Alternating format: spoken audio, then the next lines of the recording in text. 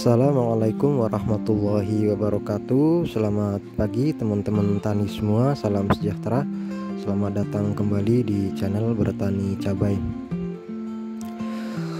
Kita sudah 2 minggu lebih ya tidak membuat video untuk cabai rawit hijau saya ini, karena memang banyak sekali kesibukan saya ya teman-teman.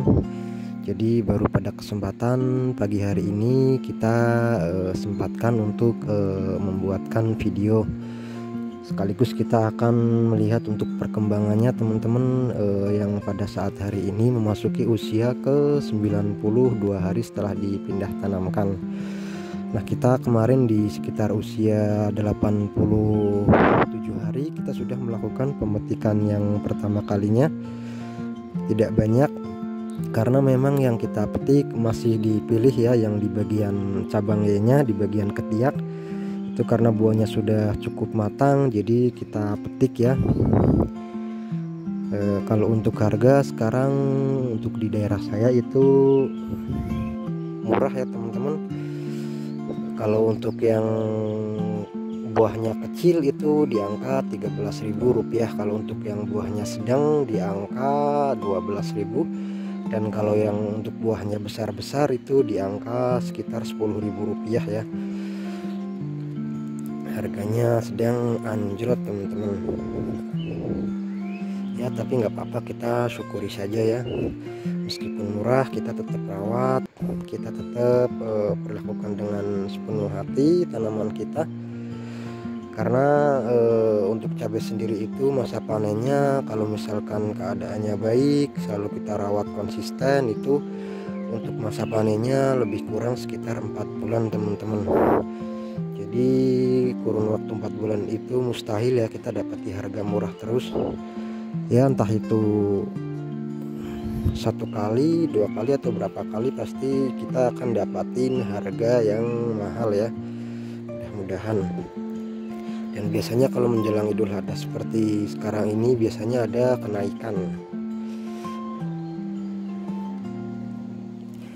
Untuk daerah saya sendiri teman-teman itu setiap hari diguyur hujan ya, diguyur hujan setiap hari itu sampai kadang berjam-jam teman-teman ya. Meskipun diguyur hujan, alhamdulillah untuk tanaman kita aman ya. Untuk kendala sejauh ini dari hama alhamdulillah aman, tidak ada kendala suatu apapun. Untuk kendala jamur patogen kemarin ada 1-2 yang daunnya itu busuk ya, sepertinya busuk bakteri, karena pada area yang busuk itu sedikit basah. Nah, pada hari ini teman-teman saya akan melakukan penyepraian untuk menanggulangi busuk pada daun, dan mungkin itu akan secara tunggal ya.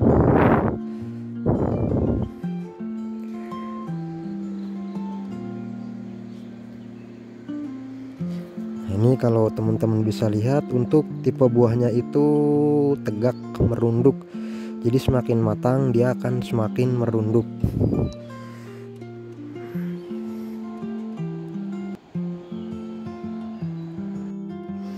Sebenarnya kalau untuk perawatan itu konsisten ya teman-teman, setiap minggu kita selalu spray, baik itu dengan fungisida maupun dengan insektisida.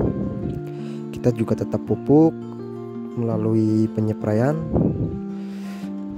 hanya saja tidak selalu kita dokumentasikan, tidak selalu kita videokan, karena memang banyak sekali kesibukan dan kadang tidak keburu ya kalau misalkan selalu divideokan.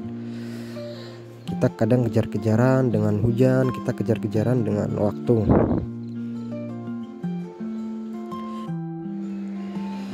Ini di sebelah paling ujung ya teman-teman, di paling selatan.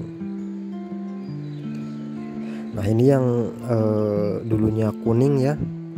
Ini kalau kita perhatikan untuk warna kuningnya itu sudah mulai pudar.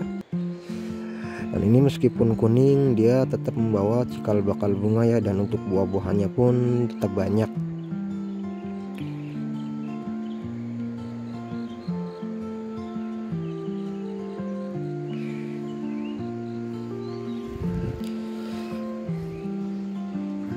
Ini untuk buahnya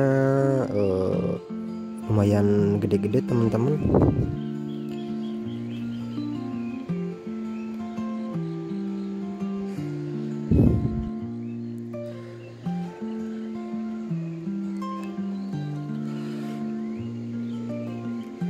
Untuk pupuk dasarnya sendiri ini hanya kohe kambing teman-teman.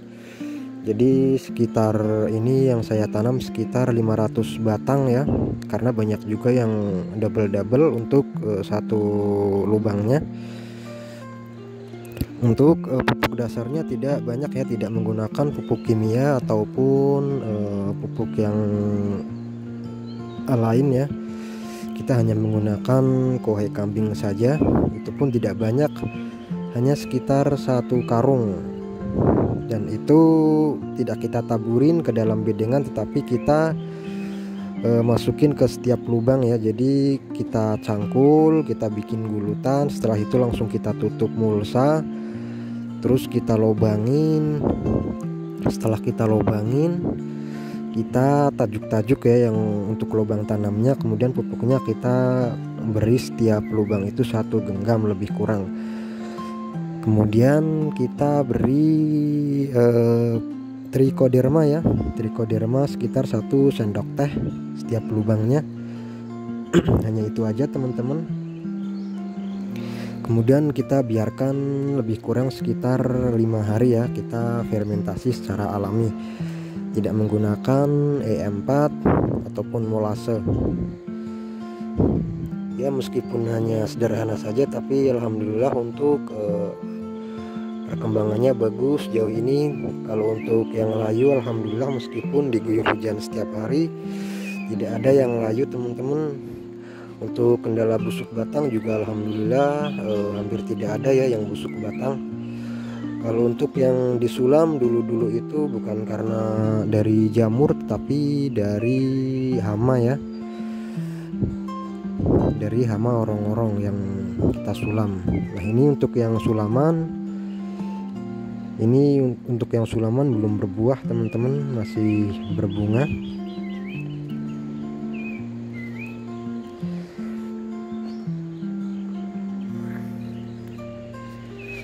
Ini setiap hari diguyur hujan teman-teman. Kemarin hujan dari selepas sholat Jumat ya sampai malam teman-teman. Jadi setengah hari kemarin tanaman kita diguyur hujan.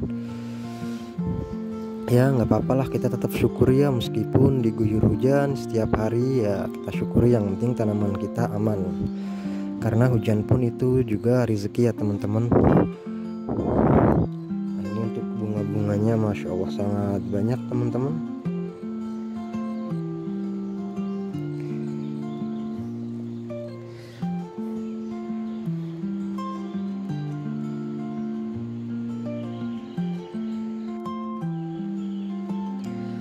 Ini kalau kita perhatikan untuk warna daunnya hijau pekat ya, sangat pekat warnanya. Dan untuk vigor tanamannya itu cukup tinggi teman-teman. Ini sudah banyak yang melebihi ajir ya. Untuk ajir yang kita buat sekitar 175 cm.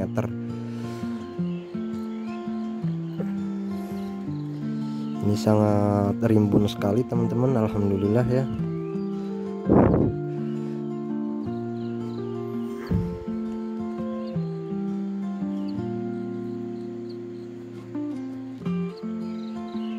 Teman-teman yang barangkali belum tahu, jadi kalau misalkan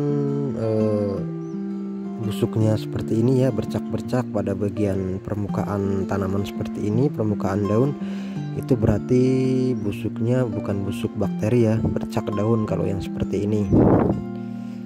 Dan kalau yang seperti ini yang diawali dari bagian pinggir bagian daun, nah itu adalah bakteri ya.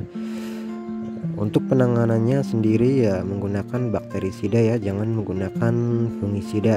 Kalau untuk seperti ini ya bisa dengan intinya bakterisida ya, yang bahan aktifnya tembaga, bisa dengan Kopsid, bisa dengan Nordox, bisa dengan Campion atau apaan itu ya, terserahlah, yang penting bahan aktifnya tembaga ya, karena itu yang paling efektif kalau menurut saya. Nah, kalau yang seperti ini teman-teman jangan sekali-kali dibuang di bagian parit ya. Kita buang jauh-jauh dari area tanaman agar nantinya untuk menghindari dari resiko penularan ya terhadap tanaman-tanaman yang lain yang masih sehat. Baik teman-teman, untuk hari ini ya penyepraian yang akan kita lakukan yaitu secara tunggal ya. Kita akan menggunakan Kopsid 77WP ya. Ini fungisida sekaligus bakterisida ya teman-teman, untuk mengatasi busuk pada daun ya, busuk bakteri, dan tentunya ini juga bisa dapat mencegah busuk batang dan antraknosa. Untuk bahan aktifnya ini tembaga hidroksida ya 77%, setara dengan tembaga 50%. Kita langsung aduk saja ya teman-teman. Untuk takarannya 2 sendok makan per tangki 16 liter.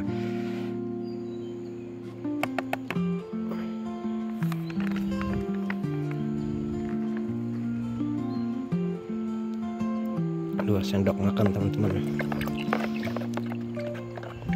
Kita aduk-aduk dulu biar merata.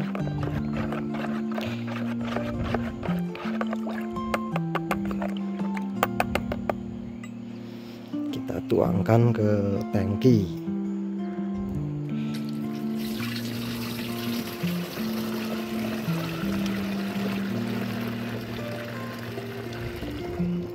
Pencegahan busuk batang, usahakan agar penyepraiannya itu sampai mengenai batang ya keseluruhannya.